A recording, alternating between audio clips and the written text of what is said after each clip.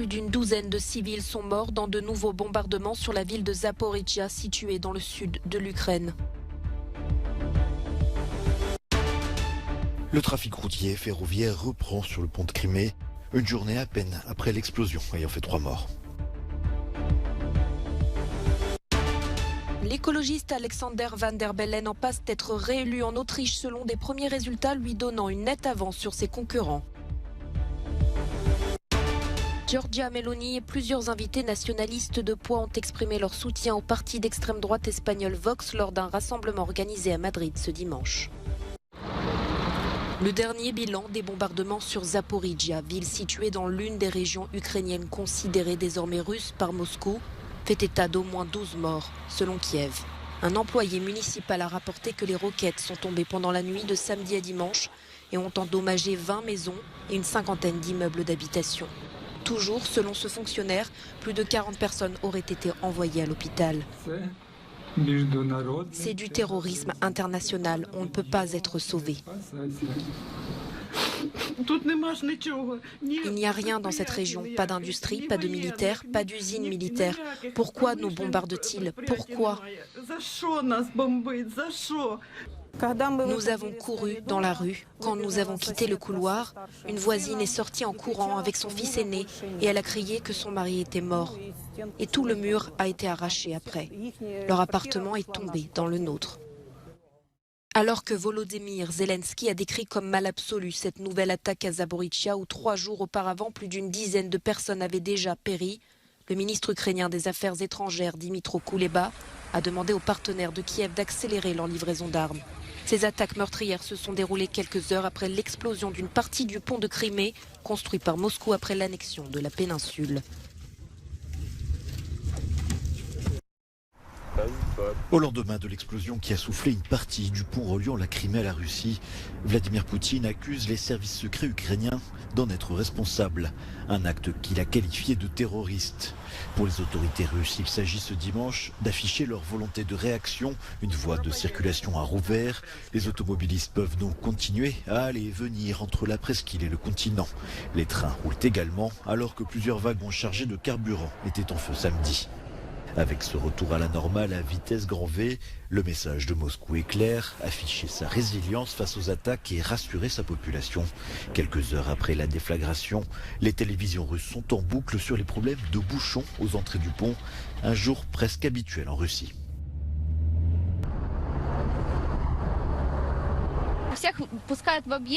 Nous avons été coincés dès le début dans un énorme embouteillage. Les gens faisaient demi-tour et partaient.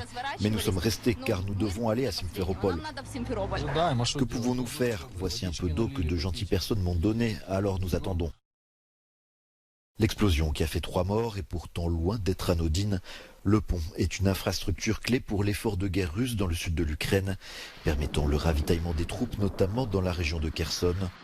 Mais c'est également un symbole, celui d'une Crimée arrimée à la Russie sous l'égide du président Vladimir Poutine.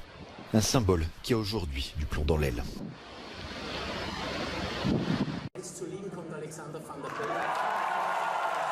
En Autriche, la victoire se dessine pour le président sortant Alexander Van der Bellen. L'écologiste a rassemblé plus de 56% des voix sur environ 73% des bulletins dépouillés depuis la fin du vote ce dimanche. L'homme de 78 ans est apprécié par un grand nombre, jugé intègre et stable face aux crises de l'inflation et de l'énergie que traverse l'Europe. Ce résultat non officiel le place loin devant ses 6 concurrents. Son plus fervent opposant, le candidat d'extrême droite Walter Rosenkranz, enregistre lui environ 18% des voix. Un écart décevant pour ce parti qui avait failli l'emporter contre le parti écologiste d'Alexander Van der Bellen en 2016. Le médecin et rocker viennois représentant du parti satirique de la bière Dominique Vlasny affiche lui un résultat avoisinant les 8%. Les résultats finaux ne devraient être disponibles que lundi, mais si Alexander Van der Bellen confirme sa nette avance et son score dépassant les 50% des voix, l'actuel président pourrait être réélu sans un deuxième tour nécessaire. Cette victoire serait de bon augure pour le dirigeant du pays alpin en exercice depuis 2016, avant les élections parlementaires de 2024. L'Américain Donald Trump, le Hongrois Viktor Orban, le Polonais Mateusz Morawiecki ou encore la probable future chef du gouvernement italien Giorgia Meloni. Pour son rassemblement à Madrid, le dirigeant du parti d'extrême droite espagnol Vox s'est entouré des grandes figures de la scène politique nationaliste occidentale. Un panel de dirigeants politiques qui ont ces dernières années attiré de plus en plus d'électeurs face à un enchaînement de crises sociales et économiques. La situation est grave et conduit les nations et l'Espagne au bord de l'abîme. La spoliation fiscale augmente en même temps que le pouvoir d'achat des familles diminue. Les salaires ne suffisent souvent pas à payer les produits les plus élémentaires. Les emplois deviennent de plus en plus précaires et rares en raison de la concurrence déloyale de produits qui viennent de l'extérieur et qui ne respectent pas la même législation que nous. Une Europe pragmatique qui, par exemple, poursuit la transition écologique sans détruire son tissu productif et céder pieds et poings liés à la Chine, qui accueille ceux qui viennent d'autres pays légalement pour travailler et défend ses frontières extérieures contre l'immigration illégale,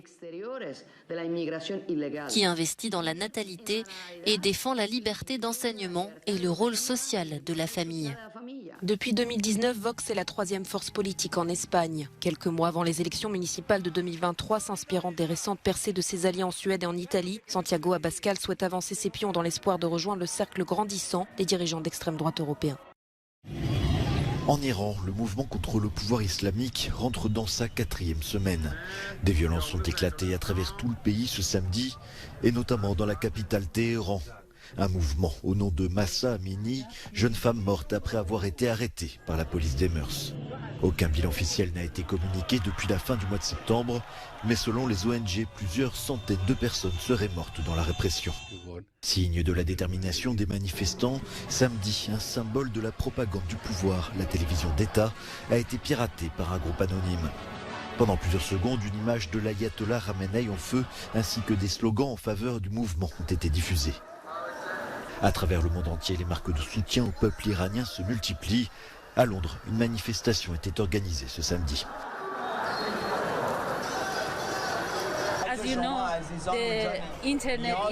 Comme vous le savez, l'Internet est coupé et les gens en Iran ne peuvent pas contacter ceux à l'extérieur pour leur donner des informations sur ce qui se passe en Iran. C'est pourquoi nous sommes ici pour être leur voix. Tous les Iraniens ont un problème avec ce gouvernement. Ils pensent que c'est le moment. Ils sortent tous et disent quelque chose contre ce gouvernement. Manifestation de soutien également à Rome en Italie, où des participantes se sont coupées les cheveux. Un geste symbolique pour dénoncer la mainmise du régime islamique sur le corps des femmes. Un régime qui nie toujours toute implication dans la mort de Mahsa Amini.